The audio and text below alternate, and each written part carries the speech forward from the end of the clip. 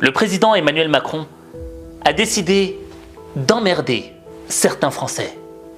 Mais pas pour les raisons que tu crois, non. Mais plutôt pour une raison beaucoup plus mystérieuse et surprenante. Et pour découvrir la véritable raison, regarde ça.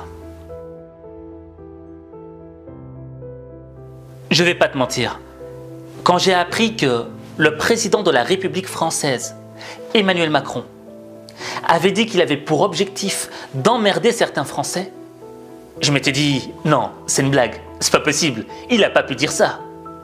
Et dans mon entourage, c'était également le choc, tu vois. Les gens me disaient, non mais tu te rends compte de ce qu'il a osé dire? C'est pas possible. Et je pense que on a tous été un petit peu stupéfaits. Mais moi, ce qui m'a encore plus stupéfait, c'est qu'il l'a assumé. Et donc, on peut s'émouvoir sur des formes d'expression qui paraissent familières, que j'assume totalement. Moi, je m'émeus de la situation dans laquelle nous sommes. La vraie fracture du pays est là. Et là, je me suis dit, mais est-ce que cet homme est fou? Parce que quand tu dis que tu veux emmerder toute une partie de ta population, cette partie de la population va s'énerver, elle va être frustrée, elle va provoquer de la violence. Et c'est là que j'ai compris que c'était beaucoup plus subtil que ça. Et tu vas le comprendre à travers un exemple. Je vais partager une histoire avec toi pour que tu comprennes la subtilité de ce qu'a dit Emmanuel Macron et quel est son réel objectif derrière. Tu vois, un jour, j'ai pris l'avion pour un très long trajet. Et je me souviens, j'avais eu la surprise de découvrir que j'étais tout seul sur ma ligne, qu'il n'y avait personne à côté de moi. Alors j'étais trop content parce que je me disais que le voyage allait durer longtemps et que j'aurais personne à côté de moi et je serais tranquille, easy quoi. Et durant le trajet, il y avait un petit enfant. Je sais pas si c'était une fille ou un garçon, j'arrivais pas à le distinguer. Mais il était mignon, tu vois, et il venait, il me faisait des petits coucous, des petits sourires. Moi ça me dérangeait pas, c'est un petit enfant, c'est mignon quoi. Tu vois, ça mange pas de pain. Et à un moment, il arrêtait pas de revenir. Et parfois, il était là, il me fixait du regard. Et après, il avait un livre en main et il me l'a jeté dessus. Je t'avoue que ça a commencé à m'emmerder, tu vois. Et je m'étais dit, je vais pas me le supporter tout le voyage. Et tu vois, je tourne mon regard vers sa maman et je vois que sa maman ne réagit pas. Elle en a rien à faire, tu vois. Et donc là, l'emmerdement commence à monter. Ensuite, je commence à m'endormir. Je suis là, je commence à fermer les yeux, je me sens bien. Et paf! Je sens une grosse claque sur le dessus de ma tête. Je me retourne et je vois que c'est le petit qui repart se cacher près de sa mère. Sur le moment même, je t'avoue que j'avais envie de crier et de dire à sa mère « Madame, apprenez à éduquer votre enfant !» La sauce montait de plus en plus. Et il n'arrêtait pas. Et il venait me toucher par ma tête par derrière et des trucs. J'ai pété un câble. Et je te dis la vérité, j'avais grave envie de lui mettre une grosse baffe. Et au moment où j'avais atteint le point ultime, tu vois, où j'avais envie de lui mettre cette grosse tarte, j'ai réfléchi. Je me suis dit, mais pourquoi est-ce que ce petit enfant veut m'emmerder? Quel est son objectif derrière? Et ensuite, j'avais compris. Généralement, quand un enfant a envie de nous emmerder, c'est pourquoi? C'est parce qu'il a envie de nous voir énervés. Il a envie de nous voir sortir de nos gonds, ne plus être capable de nous maîtriser. Et généralement, les gosses, tu vois, quand ils voient qu'on commence à s'énerver, ça les fait marrer. Parce qu'ils voient un autre visage de nous-mêmes. Et quand j'ai compris ça, et qu'il revenait et qu'il me faisait chier, je lui souriais. Et à force de le sourire, il a arrêté. Où est-ce que je veux en venir avec cette histoire? C'est que cet enfant, durant ce trajet en avion, a été mon maître de connaissances. Parce qu'il m'a fait comprendre une chose, c'est que il ne faut pas grand-chose pour m'emmerder. Et quand on m'emmerde, la réaction directe que j'ai, c'est quoi? C'est une réaction violente. Parce que j'ai envie qu'on arrête. Mais quand tu t'es énervé, T'es rentré dans l'arène. T'es rentré dans le jeu du gamin. Et c'est lui qui gagne. Parce qu'il est parvenu à avoir la réaction qu'il attendait de toi. Et toi, t'as perdu. Parce que t'as perdu tes nerfs. Parce que tu t'es laissé diriger par tes émotions. Et généralement, après s'être énervé, on se sent jamais vraiment bien. Je vais pas te mentir, j'ai pas mis beaucoup de claques dans ma vie. Mais toutes les fois où j'en ai mises, je les regrette. Parce que ça m'a jamais fait me sentir beaucoup mieux. Au contraire, je me suis senti beaucoup plus coupable, beaucoup plus mal. Et Macron, il l'a compris. Et c'est ce que je vais te démontrer maintenant. Alors, tu me diras, mais Aziz, quel est le lien entre ce petit enfant qui a voulu t'emmerder et Emmanuel Macron? C'est simple. C'est que quand Emmanuel Macron te dit qu'il veut emmerder des Français, c'est pas qu'il veut vraiment les emmerder. C'est qu'il y a un coup politique derrière. Je m'explique. Tu vois, Emmanuel Macron est au courant que environ 60% des Français n'ont pas envie qu'il se représente. Il en est parfaitement conscient. Mais Emmanuel Macron, pour le premier tour des présidentielles, il n'a besoin que de 20 à 25% de vote en sa faveur. Parce que même s'il est premier ou deuxième, il passera quand même au deuxième tour. Mais c'est là que ça se complique, au deuxième tour. Si au deuxième tour des présidentielles, il est face à une personne que l'on va dire issue d'un parti démocratique, ça va se tendre pour lui. Il sent qu'il a un risque de perdre. Par contre, s'il est face à un candidat qui est issu d'un parti extrême, il a beaucoup plus de chances de gagner. Parce qu'il sait très bien qu'il va rallier les gens des partis démocratiques, qui ne vont jamais soutenir quelqu'un qui fait partie des extrêmes, entre guillemets.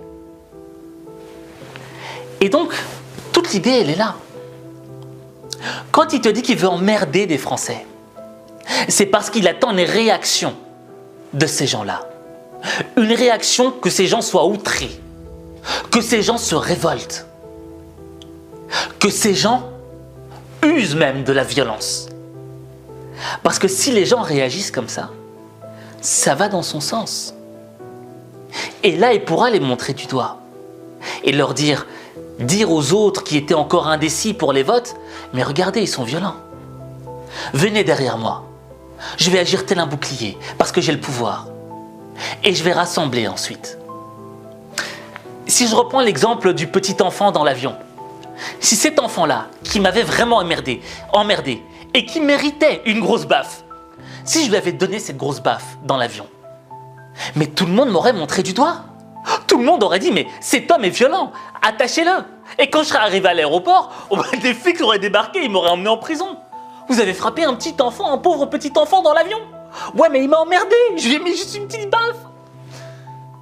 Tout aurait joué contre moi. Et c'est un petit peu le même principe. C'est de susciter l'extrême, pousser certaines personnes à l'extrême. Parce que cette réaction permettra de faire en sorte que, au deuxième tour, il y ait plus un candidat de l'extrême qui soit face à lui. Et s'il y a un candidat de l'extrême qui est face à lui, ben c'est sûr et net qu'il l'emporte.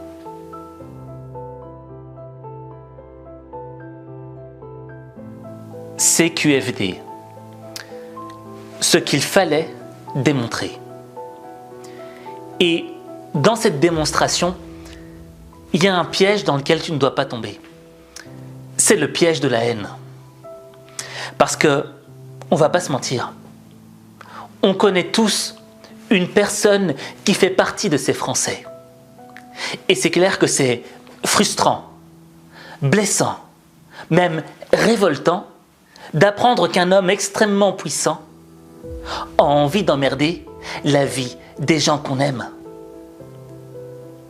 Et la première réponse qu'on a envie d'apporter, c'est une réponse de violence, de haine, de dire non, tu touches pas au mien. On a envie de sortir les dents.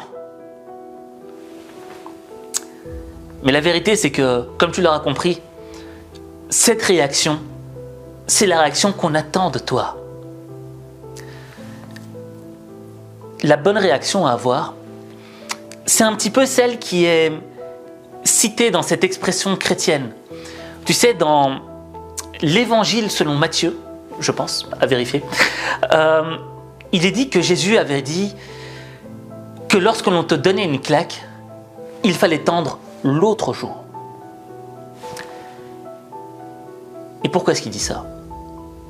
C'est vrai que dans ce monde, on a l'impression que c'est quelque chose de peace and love, que vas-y, mets-moi une claque et ensuite je te baiserai les pieds, je suis anti-violence. Mais c'est tout le contraire. C'est d'une violence extrême, d'accepter de recevoir une autre claque. Je t'explique pourquoi. Parce que quand tu mets une claque et que je te tends l'autre joue pour que tu en remettes une deuxième, c'est parce que la première ne m'a rien fait. Elle ne m'a pas déstabilisé. Alors continue. Tu peux essayer de me torturer. Tu peux continuer à me claquer. Tu peux faire ce que tu veux. Mais tu ne parviendras pas à me déstabiliser. Tu n'arriveras pas à remplir mon cœur de haine. Parce que premièrement, la haine, elle consume les cœurs. Et la réponse de la haine à travers les actes, c'est la violence. Et comme le disait MC Solar dans une de ses musiques, l'aigle ne chasse pas les mouches. Et une personne qui se maîtrise ne chasse pas quelqu'un qui essaye de l'emmerder ou lui mettre des claques. C'est ça le concept. C'est d'apprendre à se maîtriser. Parce que quand la haine consume les cœurs, l'amour, lui, apaise tous les cœurs. Et je vais rebondir sur un récit islamique, un récit dans lequel on parlait du prophète Mohammed. Lorsqu'il a reçu la révélation, il a été haï dans son village, dans le lieu où il habitait. Les gens ont commencé à le détester. Et il passait par un certain endroit, et chaque fois qu'il passait par là, on lui jetait des détritus, les poubelles, pour manifester la haine qu'on avait envers lui. Et chaque jour passant, il se ramassait ces détritus. Jusqu'au moment où, un jour, lorsqu'il est passé par ce même endroit, il a vu que la personne qui lui jetait constamment ces détritus n'était pas présente pour les lui jeter. Et la réaction qu'il a eue, c'est de partir toquer à sa porte et de lui demander si tout allait bien, s'il n'était pas malade. Tu vois, répondre à la haine par de l'amour, répondre à l'ignorance par la science. Et je vais même encore rebondir sur l'histoire juive. Lorsque le peuple hébreu vivait en Égypte et qu'il était marginalisé, exclu de la société, considéré comme des sous-riens. Et tu avais Moïse, le prophète Moïse qui était la voix du peuple hébreu. Et Moïse voyait bien comment Pharaon s'amusait à emmerder la vie des Hébreux. Et Moïse, avec le pouvoir qu'il avait au sein de son peuple, il aurait pu leur dire « Les amis, mes frères, révoltez-vous par la violence. Parce que nous ne pouvons pas accepter que l'on nous marche sur les pieds ainsi. » Mais au lieu de répondre par la violence, ils ont répondu par l'intelligence. L'intelligence, c'est la paix. Et Pharaon a essayé de les emmerder jusqu'au bout. Et c'est lui qui a fini par tomber. Et là, je veux en venir avec tous toutes ces histoires qui sont religieuses, c'est pas pour te convertir au christianisme, à l'islam, au judaïsme. Tu vois, on n'est pas sur une chaîne prosélyte. Mais c'est pour qu'on en extrait quelque chose. Ce que je veux dire par là, c'est que ce dont je te parle, ça s'est produit il y a des siècles avant nous. Et pourtant, rien n'a changé. J'ai l'impression que l'on revit constamment les mêmes histoires. Et que constamment, on a aussi souvent les mauvaises réactions. Or, à travers les temps, on nous a démontré c'était quoi avoir les bonnes réactions. La maîtrise de soi. Parce que la personne qui est capable de se maîtriser elle-même est beaucoup plus puissante que la personne qui se prétend être le maître du monde. Tu sais, on ne vit pas un moment facile. Parce qu'on a l'impression que on est freiné dans nos vies. Que nos libertés se restreignent jour après jour. L'impression de vivre comme des animaux en cage. Et c'est extrêmement difficile de supporter ça. Et je le comprends. Mais dis-toi que cette épreuve, elle n'est pas là pour nous affaiblir. Elle est là pour nous renforcer. Et si je partage ce message avec toi, et que tu l'as compris, tu devrais sortir de cette vidéo encore plus fort. Parce que tu as compris quelque chose. Parce qu'il y a quelque chose qui s'est éclairé dans ta conscience. Et tu peux être fier de toi. Et pour moi, toute l'idée, elle est de se dire qu'une fois que cette période sera passée, j'espère qu'on aura grandi. Grandi spirituellement. Parce que si on est capable de grandir spirituellement, c'est notre vie qui va changer. Mais ta vie, il n'y a que toi qui peux la changer. Il n'y a que toi.